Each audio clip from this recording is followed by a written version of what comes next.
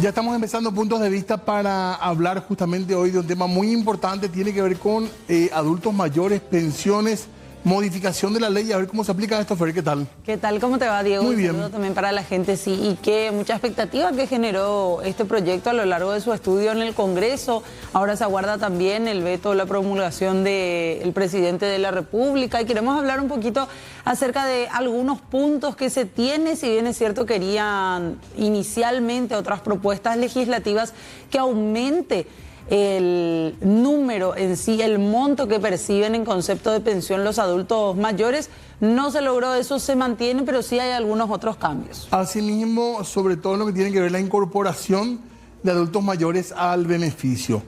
La idea es terminar con estos censos que tuvieron malas experiencias, sobre todo en algunos lugares donde aparecieron operadores, inscripciones, muchísima manipulación política y muchísima gente que se merecía o que tenía el derecho de estar y que no estuvo en las listas. Ahora, en teoría, todos los adultos mayores entrarían en las listas, pero se va a ir seleccionando de acuerdo a la disponibilidad de dinero quienes van a cobrar. Sí, y además de hablar de esta ley que está aguardando allí en su trámite final, por así decirlo, en el Ejecutivo, queremos abordar también, Diego, lo que tiene que ver con el futuro en general de los adultos mayores en nuestro país, sean o no aquellas personas que van a recibir este beneficio. Así mismo, mirando un poco los datos poblacionales también, si es cierto, todavía se caracteriza nuestro país por una población joven. Sabemos que esto ha cambiado ya en los últimos años y se ha disminuido eso que en un momento era anunciado con tanta esperanza. Sí, queremos saludar ya a los invitados que nos acompañan en esta noche. Vamos a ir sumando más voces también.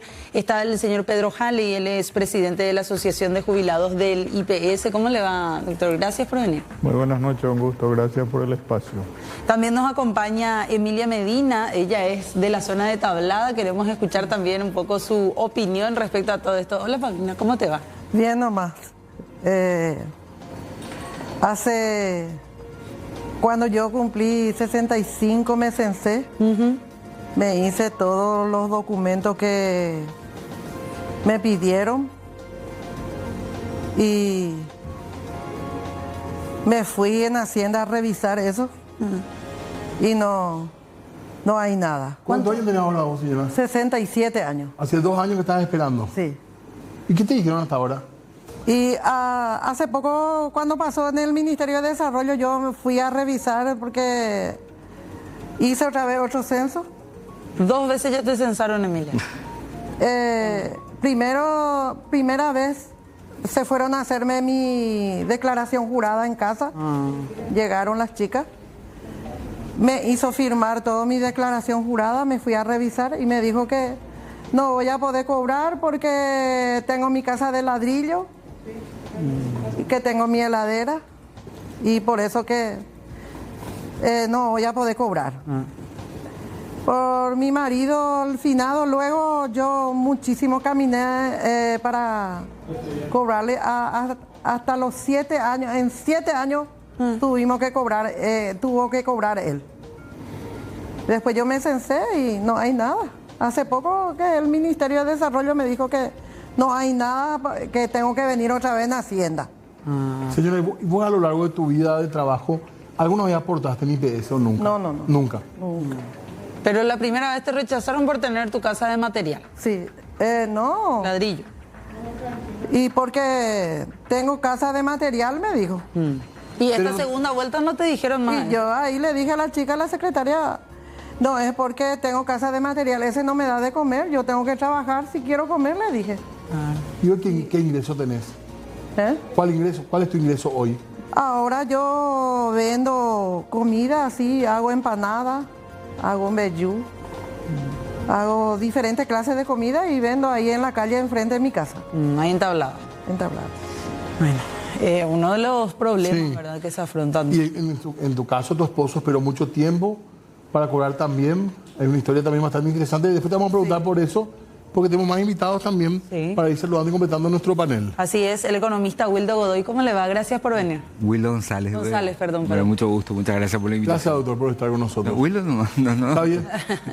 Bueno, al doctor Jali le decimos doctor Jali, pero ya es una cuestión de confianza también que tenemos con él. Doctor, ¿qué no debería haber mucha más gente inscrita en IPS realmente, con protección?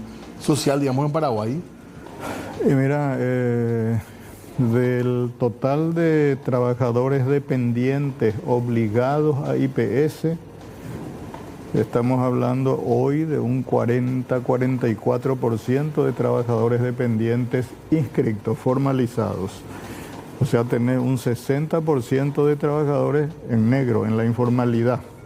Pero ese no es luego un indicador muy contundente. El seguro social del IPS pues funciona a través del empleador. Si el empleador te inscribe, vos tenés IPS. Si el empleador no se inscribe luego, mucho menos va a tener IPS. Entonces, ¿cuál es el indicador relevante allí? Que de aproximadamente datos no confirmados, unas 600.000 empresas hay en Paraguay. Pequeñas, grandes, MIPYME, monstruosas, de todo tipo. ¿Y cuántas están inscritas en IPS? 65.000. O sea que hablamos de una evasión patronal sideral. Gigantesco. Gigantesco. Ahí es donde está el bolsón de evasión que hay que atacar, la evasión patronal. No es un discurso clasista, es un discurso basado en las estadísticas. 65.000 empresas nomás, y restale las empresas públicas a que cotizan a IPS, el Ministerio de Educación, restale SAP, restale ANDE, y te quedan muchas menos. O sea que la tasa de evasión patronal es altísima y ese es uno de los objetivos estratégicos en términos de evasión a la seguridad social. Con razón que no aguanta tampoco la caja, ¿verdad? Y mira, aún con un 40 y tanto por ciento de trabajadores cotizando, aún de ese 40%, el 70% subdeclara, es decir, hace figurar salario mínimo. Jefe, vamos a figurar nomás salario mínimo, así me descontás menos.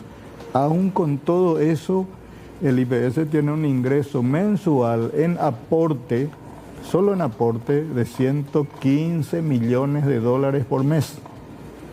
Y una reserva en el sistema financiero bancario, en guaraníes y en dólares, evaluado en 2.600 millones de dólares. Que está ahí, está generando intereses, está ahí. Ese es el IPS financiero. El IPS que no se ve, como siempre digo, ¿cuál es lo que es la reserva técnica del IPS realmente? Son esos 60 realmente. Te diría luego que no es una reserva técnica monetaria. Con este reflejo de inflación y de tantas otras cuestiones más que tienen que resolver un adulto mayor. Bueno, mira, los programas de pensiones no contributivos en general en el mundo y especialmente la experiencia que tenemos en Latinoamérica difieren mucho en términos de su efectividad. Acá nosotros tenemos el programa de adultos mayores, que con sus luces y sombras es uno de los pocos programas que han sido evaluados técnicamente, que se hicieron evaluaciones de impacto. De hecho, yo tuve la suerte de haber hecho la evaluación de impacto de uno de esos, conjuntamente con José Molina y la gente del Instituto de Desarrollo. Y el objetivo en general de estos tipos de programas, en general no es como generar un tipo como de ingreso un poco por allá, a lo mejor mucho más allá de lo que la gente necesita, sino que al final tiene un efecto que es mucho más de quitarle a la gente la vulnerabilidad.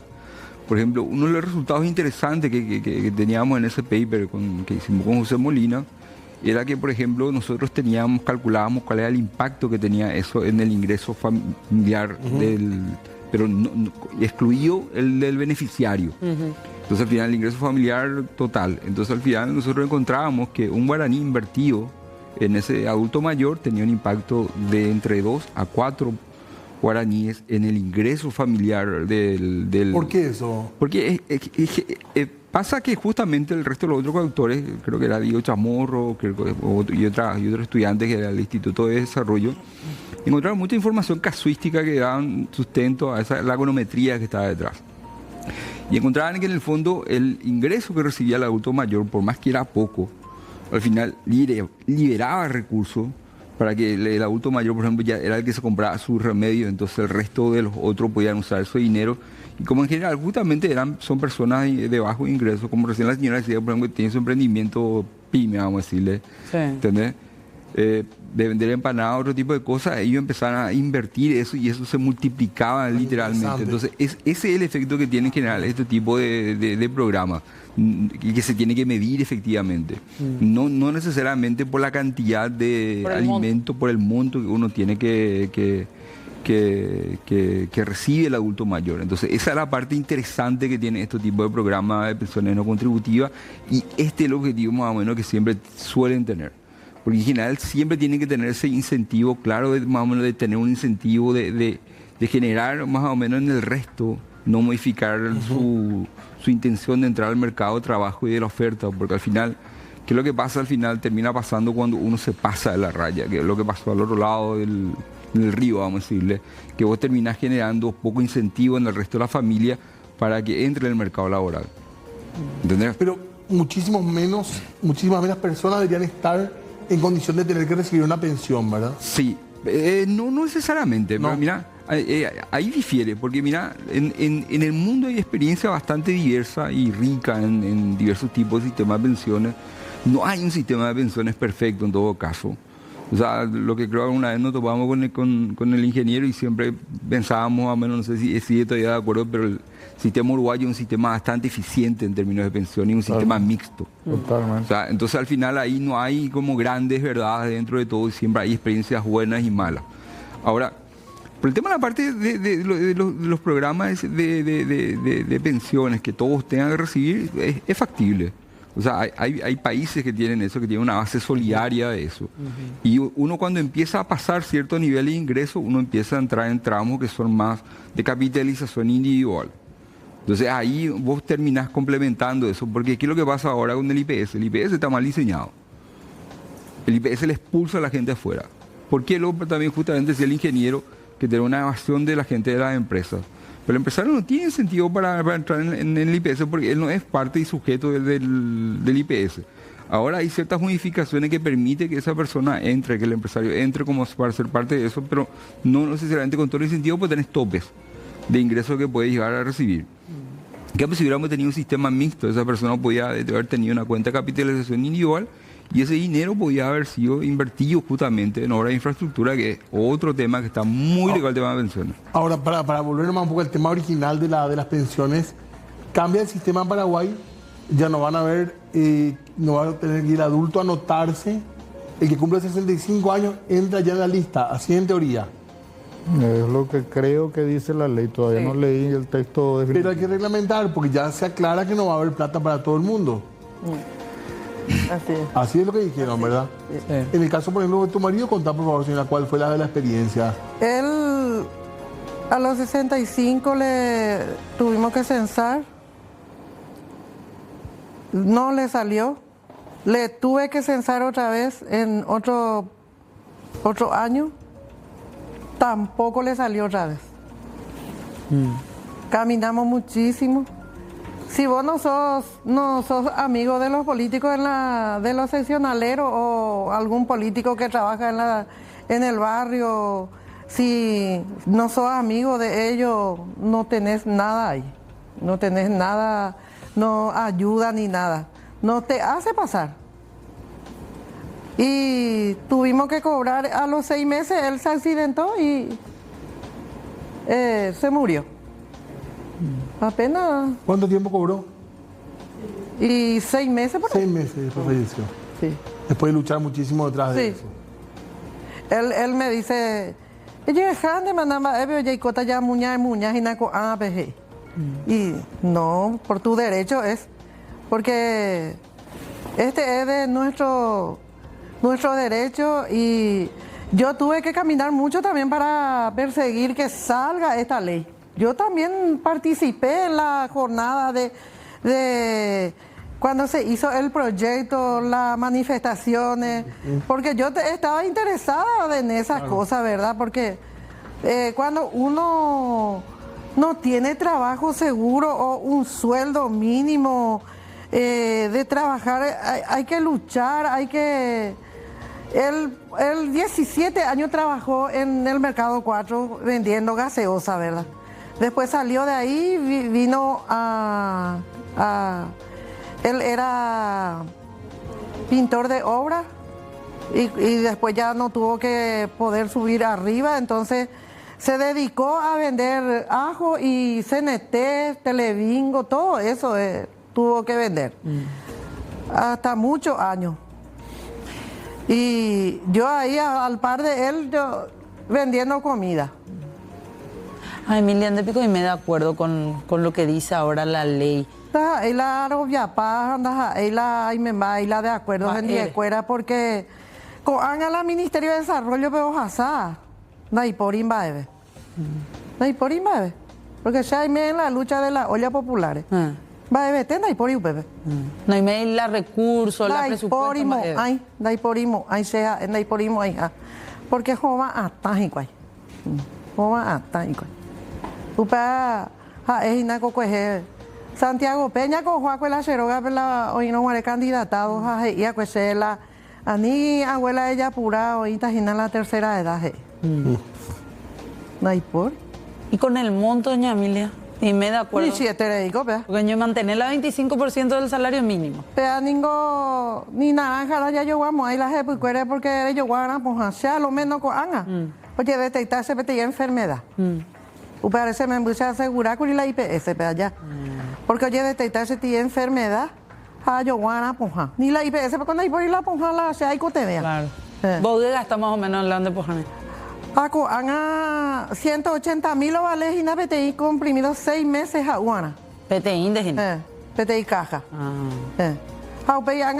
Octubre vas a llegar a la oncología para consultar. No hay cuaimba, es para ir a nacer y cuayanga. O sea que en de ella segura, porque en de Huereco es la pensión. Con las ella se mejor ningo mamá, clínica peajana curi. Ahí se mejor ningo mamá lo asegura, mi simi. Que se haya salvado algo, hey. Vamos, pico, Naipori. La oncología, ¿ven Naipori, poja? Por lo menos consultar, lleva. Aupea. Paga imba de beba, esa. Paracetamol, diclofenac, o me añade. Tenemos que hacer una pausa nosotros. Queremos ir hablando un poco de números también, ¿verdad? De la población que entraría en esta nueva protección social. Digamos, si una pensión se considera de esa manera. Pero un poco lo otro también, ¿cuál es el futuro, verdad? Con respecto. Pensamos que hay más conciencia hoy, incluso en la gente joven, de querer aportar por el non-IPS. A lo mejor algo que está cambiando después de lo que uno lee, se entera o sufre en el sistema de salud. La salud privada es terrible, porque es una sangría económica y la salud pública no responde. Entonces pensábamos que la gente más joven iba a apostar por el IPS y ahora vemos un montón de trabajadores que están entrando a sistemas que no tienen ninguna protección tampoco. Por ejemplo, el caso de los choferes de plataforma, que son como 20.000 en Asunción nomás. Así que hay unos temas interesantes, hay unos números también que queremos compartir para entender un poco a nivel macro lo que es el problema en Paraguay. Pero tenemos que hacer pausa. Sí, señor. Vamos a hacer una breve pausa y ya volvemos. Bueno, acá estamos discutiendo tema de pensiones, tema de IPS también, Fer. Sí. Así que atención porque se modifica la ley de adultos mayores en cuanto al cobro, mejor dicho, de las pensiones. Van a entrar todos los que cumplen 65 años. Sí, pero tengo muchas preguntas todavía. Y que no estén aportando a sistemas de... Así como mismo. el IPS, por ejemplo. Que no estén pagando IRP, que no tengan, creo que 30 cabezas de ganado. Hay una serie de requisitos, pero va a entrar más gente, pero ya se adelantó que no van a cobrar todos. Claro, que va a depender de la ejecución o del presupuesto al fin y al cabo que se tenga. Es simpático porque, bueno, una forma así simpático, en teoría la ley era que entraban todos, pero no van a entrar todos tampoco. Supuestamente hay un plan que se haga de manera progresiva. Sí. 30.000 por año de aquellas personas, como por ejemplo Emilia, que ya tiene más de 65, que nunca cobró, que tiene los requisitos para cobrar en algunos casos.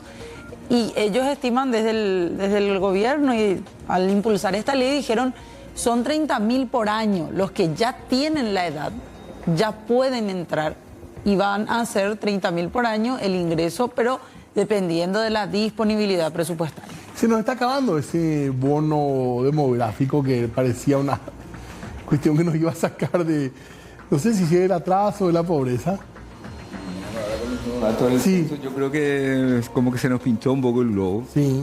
Y de hecho yo creo que eso es una señal de alerta porque ya había estimaciones que el IPS tenía una especie de, ¿cuántos años tenía? Como 10, 15 años más o menos. 2038 más o menos. 2038, entonces al final somos ¿cuántos? Somos 18% menos. Entonces probablemente la sostenibilidad del IPS es mucho menor que antes. Entonces al final el bono demográfico no necesariamente está ahí. Aparte, una cosa es tener un bono demográfico, pero algo totalmente no relacionado con el tema de pensiones es la calidad del trabajo que tenés. Y nosotros lastimosamente tenemos una fuerza laboral con baja calidad de conocimiento, de formación. Entonces al final eso termina generando una fuerza de trabajo que tiene poca productividad del trabajo. Y cuando vos tenés poca productividad del trabajo, tenés bajo ingreso. Entonces al final ahí tenés parte de la explicación de por qué al final vos terminás teniendo una economía laboral en que tenés bajos ingresos, y ese ingreso en general no le termina alcanzando nunca a nadie. Por al final vos tenés un problema de productividad, un problema de capital humano de fondo detrás. Entonces no es un tema simplemente como de macro, sino que un tema probablemente mucho más micro está detrás. Queremos compartir también una serie de placas que tenemos con ustedes para ir hablando un poco acerca de la situación económica en general y después centrarnos también en los adultos mayores. La informalidad laboral genera una pérdida anual de 2.000 millones de dólares. Estamos hablando de cerca del 4,5% del Producto Interno Bruto. Sí, mira, ese cálculo es un cálculo bastante simple. De hecho, ese cálculo proviene de realizar varios supuestos. Como en economista hacemos 5.000 supuestos manteniendo todo lo demás constante.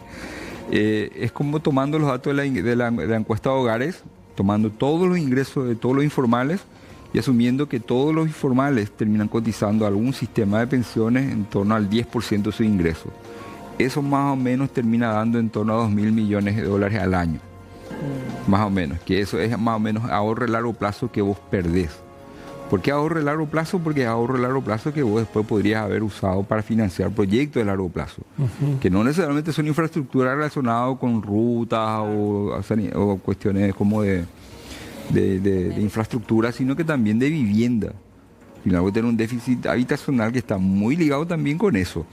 Y de hecho algo, por ejemplo, que mencioné eso esta semana en un conversatorio que tuve, era que este número, por ejemplo, de hecho ahora ya que todo el mundo habla del tema del grado de inversión, que todo el mundo estaba contento, bueno, nosotros llegamos a eso gracias a que llegamos a largo plazo de las reformas que se hicieron en el 2004. Entonces cuando estaban en el 2004 haciendo esa reforma, o sea, se miraba al horizonte y vos veías, bueno, esto va a impactar en el largo plazo. En el largo plazo llegó 20 años después. Ahora, ¿qué hubiera pasado si en ese momento se hacía la reforma de pensiones? Y no necesariamente le formalizabas a todos, le formalizabas a la mitad. Entonces, vamos a olvidarnos vamos a hablar todo en términos nominales nomás. Hubieras tenido más o menos como 1.000 millones al año recaudando. Y en 20 años eso son 20.000 millones de dólares. ¿Y cuánto es el déficit de infraestructura que tenés acá en Paraguay? 20.000 millones de dólares.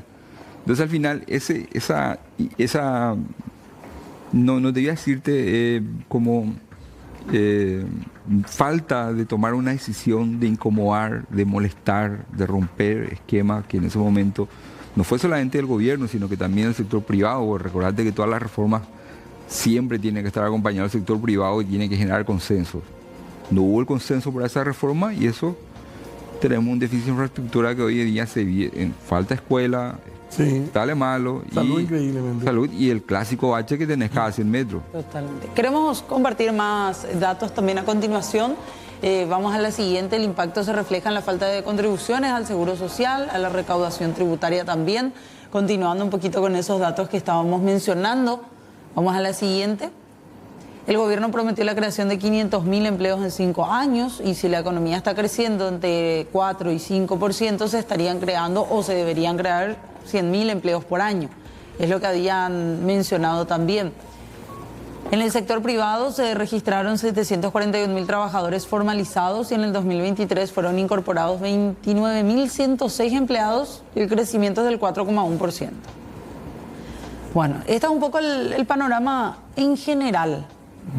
Sí, bueno, mira, para poner en contexto, mira, la informalidad a nosotros nos cuesta una menor base tributaria, que siempre es la discusión que hay entre el sector privado y el gobierno al momento de hablar del tema de impuestos.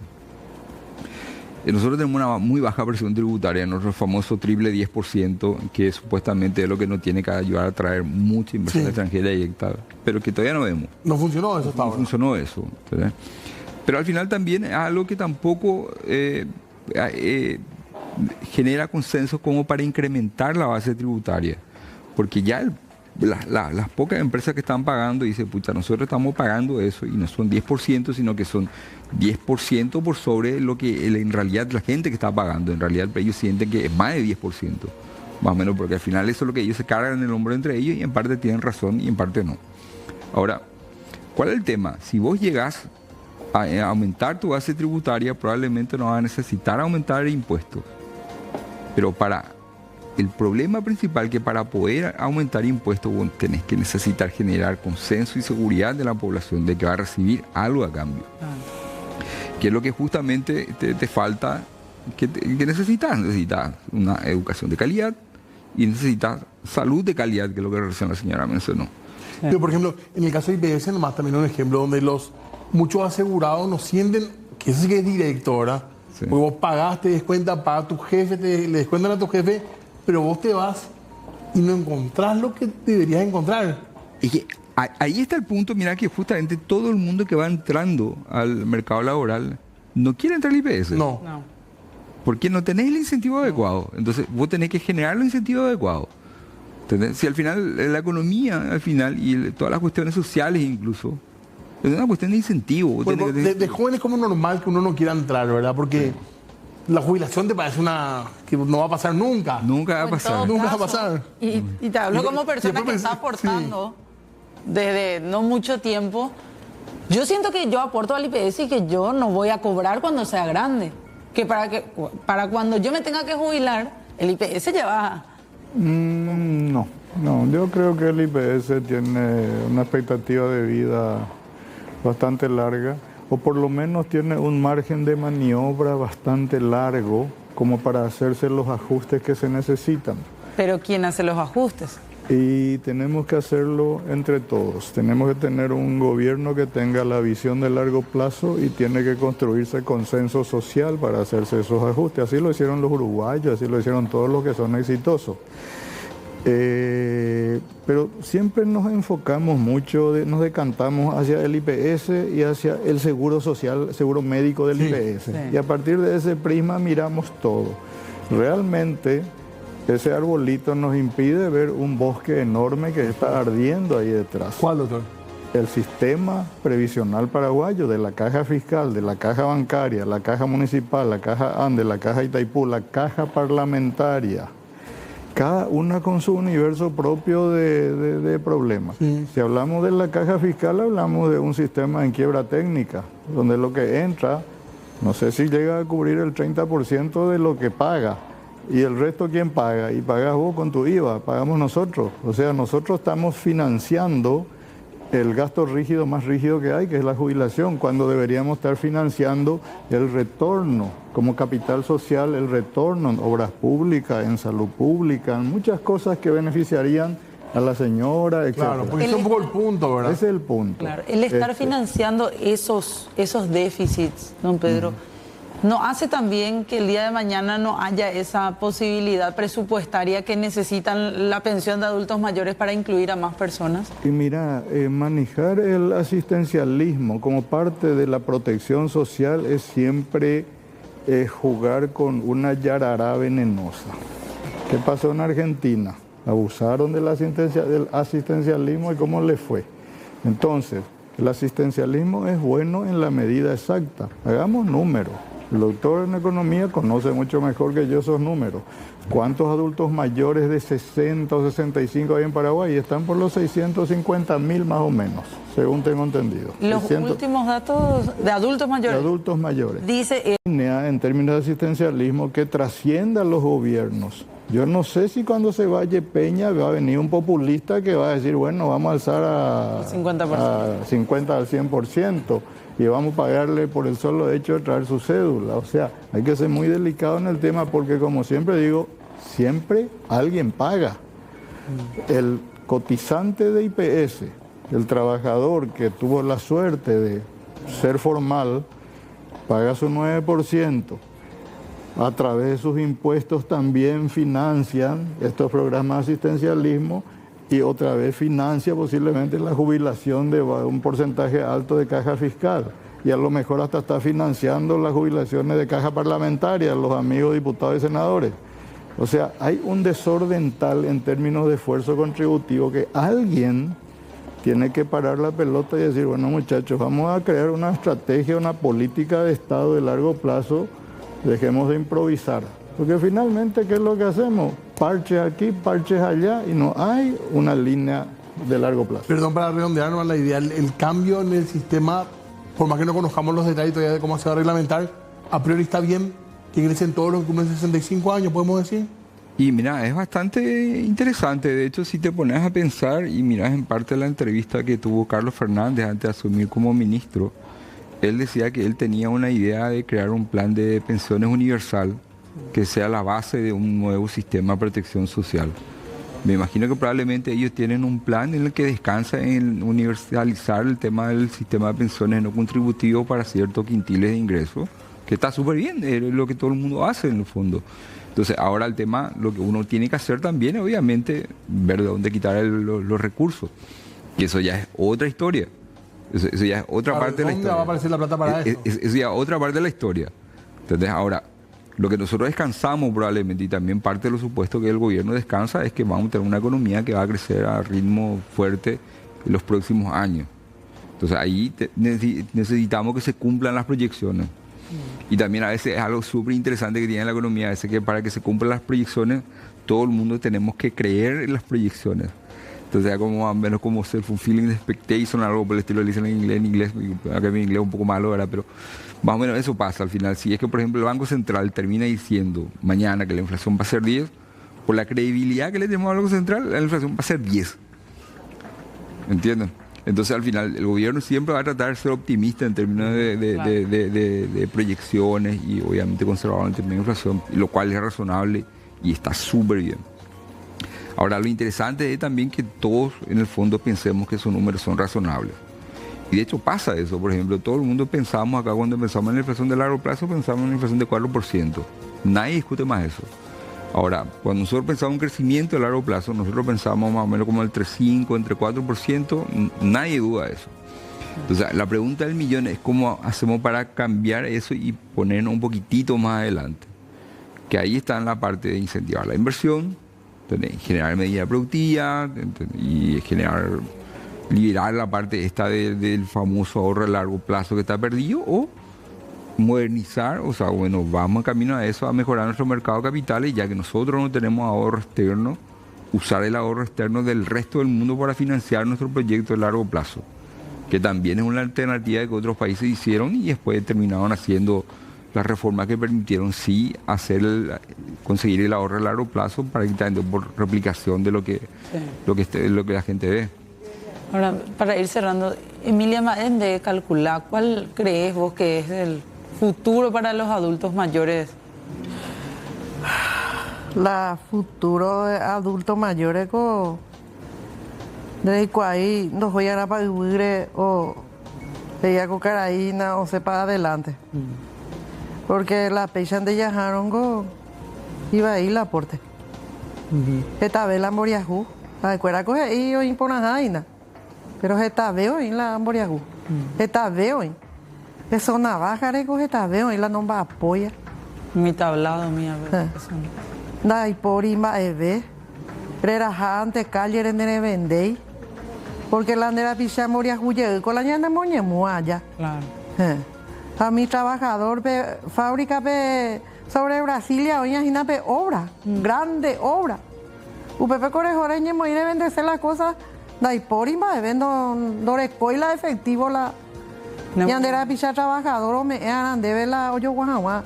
Cada uno uma hoy y vianda ires y cuay. Para ahorrar. Sí. Bueno, y vamos a ver qué es lo que pasa ya en los próximos días, digo, sí.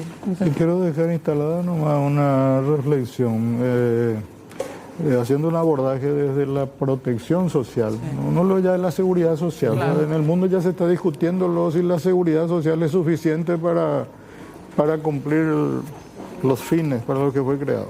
Desde la perspectiva de la protección social, lo importante es que realmente debe enfocarse como una herramienta de distribución de la riqueza hacia las personas más humildes, distribución de bienestar social. Pero hemos tergiversado tanto las cosas que hoy la protección social, o llamarle los fondos previsionales, lo que sea, se han convertido en un sistema de concentración de la riqueza en algunos bolsones. Claro. Y eso está mal.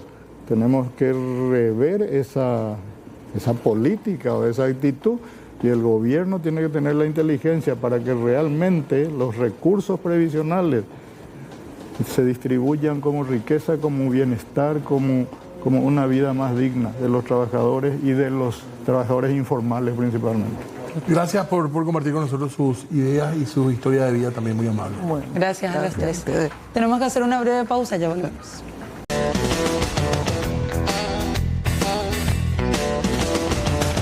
19:50, tenemos todavía tiempo para hablar de algo muy interesante, Fer. Exactamente. Un día más de nuestro tereré con el coach, con el licenciado Sergio Carrón, que nos está acompañando. ¿Cómo le va, licenciado? Muy bien, buenas tardes. ¿Qué tal? ¿Cómo te sientes? Todo bien. Muy bien. Gracias nuevamente por el espacio. Por favor. Fernanda, ¿no estuviste la vez La pasada? vez pasada escuché, pero del otro lado, Así que detrás de cámaras. te vamos a hacer un breve resumen, Ok. ¿verdad? ¿Ya aprendió algo? ¿Ya aprendiste algo? Bueno, Diego, contame. después me dio un curso rápido. Contame, Diego, ¿vos te acuerdas qué dijimos del huevo la vez Sí, me pasada? acuerdo básicamente. ¿Qué cosa? Que había una forma de explotar el huevo para adentro o para afuera con la vía, podríamos decir de manera rápida. Exacto. Entonces, lo que hablamos es que si el huevo se rompe desde afuera, la vía termina, pero si se rompe desde adentro, la vía comienza. Y eso es lo que plantea el coaching ontológico. Entonces, ¿qué hay adentro de ese huevo? Y para el coaching ontológico lo que tenemos los seres humanos son dominios. Entonces vamos a hablar hoy rápidamente de los dominios. Entonces Sí. acá traje unas pelotas con las que vamos a trabajar el dominio. Entonces el primer dominio es el dominio del lenguaje. ¿Ok? Y tan importante es que uno de los libros que más se trabaja en el coaching es Ontología del lenguaje. ¿Sí? El coaching ontológico, ontología del lenguaje. Porque el lenguaje no solamente es transmitir información. El lenguaje para el coaching nunca es inocente. Por ejemplo, imagínense esta conversación. Sí. Amor, ¿a vos te pasa algo? No sé, vos sabrás. ¿Ok? ¿Qué pasa después de esas dos frases? ¿Qué ocurre? ¿Qué les parece a ustedes? Claro, ya está. No, el conflicto ahí está empezaba instalado. a pensar qué hiciste. Exacto, entonces no es solamente lo que se dijo, sino todo lo que hay detrás, todo el significado, toda la interpretación que tiene, ¿ok? Entonces, además, ¿quién dijo la primera frase? Amor, ¿te pasa algo? ¿Quién les parece que dijo? ¿El hombre? El hombre, de nuevo, es una interpretación, porque hay muchas mujeres que le preguntan eso a su esposo porque es su esposo el que no sabe manifestarse. Entonces, lo primero que es, el lenguaje nunca es inocente. Lo otro es que por un lado el lenguaje, por ejemplo, si yo digo, hoy está lloviendo, ¿qué estoy haciendo al decir eso? ¿Estás haciendo una afirmación? Exacto, estoy describiendo algo que pasa. Ahora, si yo digo, todos los días que llueven son una porquería, Una opinión. es una opinión. ¿Y cómo cambia mi realidad ese día si yo digo todos los días que llueve una porquería? Y ya es malo. Claro, mi día es malo. Ya Entonces, asumís mal. exacto, entonces por un lado el lenguaje es descriptivo, pero también por el otro lado el lenguaje genera una realidad. ¿Sí? Ok, eso es muy importante, o sea, la manera en que yo hablo. Ahora, otro tema. Por ejemplo, ¿cómo nosotros sabemos que una persona es buena onda o mala onda? Dale, Diego, responde vos que yo Yo estoy pensando, tú decías una... No, pero por ejemplo, si vos decís, Sergio es mala onda, ¿cómo vos te das cuenta que es mala onda? La Creo que sonrisa. por la primera impresión, la sonrisa, la la actitud. forma de saludar. Ok, y por ejemplo, si vos le contás algo y él es mala onda, ¿cómo te responde? Sin mirarte a los ojos. Ok, Con pero- desinterés. Despachándote rápido. exacto. Por ejemplo, si vos le decís, che, gané la lotería, una persona mala onda, ¿qué te va a decir? ¿Será que te van a dar toda la plata? Sí, mira, cuidado con los impuestos, o ahora te van a robar, ¿verdad? O sea, no es que te dice, qué bueno, ¿verdad? Entonces también el lenguaje describe cómo es la persona. O sea, por cómo la persona te habla, vos ya puedes decir, mira cómo es esta persona. Y ahí es donde trabaja el coach, porque le desafía a las personas según el lenguaje que traen. Entonces, ese es el primer dominio, el lenguaje. El segundo dominio, Nuestra segunda pelotita. la segunda pelotita, la E, es el lenguaje emocional. Daniel Goleman, que escribió el libro La inteligencia emocional, se preguntó por qué los mejores egresados de las mejores universidades del mundo, medalla de oro, tienen bajo desempeño laboral. ¿Por qué? ¿Por qué les parece? ¿Conocen ustedes, tuvieron algún compañero seguramente que era muy estudioso? Sí. Sí. ¿Y cuáles eran sus puntos débiles de ese compañero? muy Comunicación estudioso? puede ser. Comunicación, ¿cómo por ejemplo?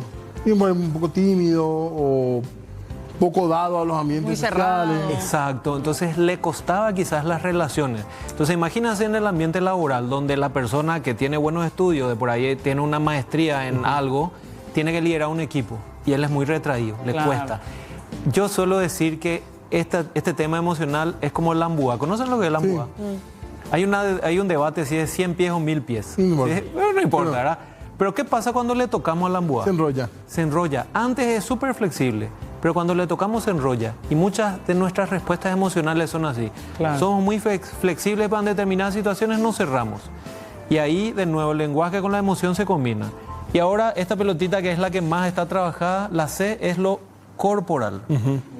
¿Sí? Que tiene que ver con nuestro cuerpo. Que ahí podemos hablar de coherencia. Yo digo una cosa, pero mi cuerpo dice otra. El famoso, ¿qué tal estás bien? Che, para avisarle a tu cara. Claro. Tu cara está seria, ¿verdad? Pero también el cuerpo es vehículo de acción. Por ejemplo, Fernanda dijo, Sergio venía al programa para que hablemos sobre coaching. El hecho que yo esté aquí significa que hubo una acción corporal también. Claro. Entonces, también la parte corporal es que nosotros logramos resultados gracias a que hacemos las cosas. Pero así como hacemos, es como somos, ¿ok? Ok. Entonces, ahí hay una coherencia importante. El coaching trabaja en esa coherencia. Tu lenguaje, tus emociones y tu corporalidad tienen que estar alineadas. Y en lo corporal pasa algo que hablábamos la vez pasada, Diego. Por ejemplo, un político que quiere llegar a las masas, pero tiene poca apertura. Su disposición corporal es muy cerrada. Sí, sí. Le cuesta recibir comentarios, le cuesta que la gente le hable mucho, le cuesta que la gente le cuestione. Y como no tiene esa apertura, no está disponible a ser abierto y diríamos, a recibir eso. Y entonces es una persona con la que no se puede hablar. Claro. Tendrá muchos votos así y quizás no. Pero es una cuestión de su corporalidad. Le cuesta. Sergio, sobre eso, Sí. de hecho que ya me adelantaron un poquito, vamos a estar hablando el martes Sí, sí. con algunos discursos, cuestiones así. Puede ser. ¿Sí? puede- Y hay una última pelota, así, un segundito para terminar porque se nos acaba el tiempo. Y la última pelota, la T, es la trascendencia, que es una característica que nos distingue a los seres humanos del resto de los seres vivos, que básicamente es, siempre como seres humanos queremos lograr algo más. Nos preguntamos qué más podemos ser. Todo esto no estaría en coherencia si no hay trascendencia. Y hablamos de eso el martes. Perfecto, pues se nos acabó el tiempo. Gracias, Buenísimo, Sergio. gracias a ustedes. Muy amable. Gracias, licenciado Sergio Carrón, por acompañarnos. Bueno, se nos fue el tiempo. Sí, señor, ya se vienen los compañeros de QAP con toda la información policial. Nosotros nos vamos. Hasta mañana de nuestra parte.